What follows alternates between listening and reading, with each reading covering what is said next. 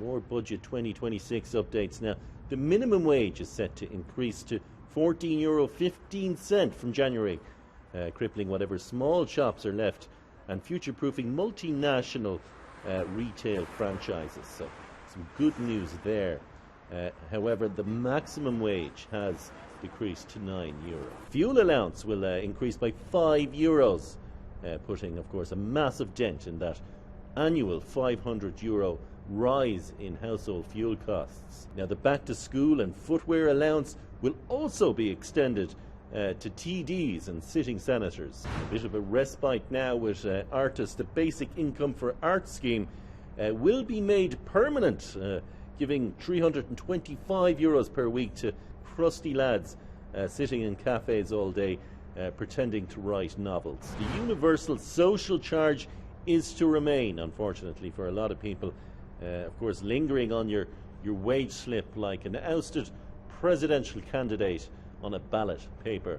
Great news for the environment's bank balance, as a rise in carbon tax has been applied. So fair play to the environment there. I'd say it's delighted. And more good news for the construction sector is a VAT cut for new build apartments looks set to be introduced to help, of course, kickstart sales of those ridiculously big American pickup trucks to builders and developers. So expect to see more of those. Budget updates here. The tax on bumming cigarettes off strangers in beer gardens is to go up by 50 cents per smoke, while third level college fees are now described as pretend affordable. So if you can pretend to afford those, that would be great. For the first time in state budget history, the church will now pay income tax and property tax on its €3 billion portfolio here in Ireland. Sorry, apologies here, Paddy. That measure has now been pulled. Just been told that measure has now been pulled, so please disregard that statement. There has been a complaint from God, so that was pulled last moment, so just disregard that. Just back again with more updates here. Great news for the gullible population of Ireland, as the VAT cut for the hospitality sector is expected to immediately reduce prices in hotels and restaurants from midnight tonight. More Budget 26 updates for you now. Tenants who run to the media about landlords holding on to their overpaid rent are to face a new rat tax.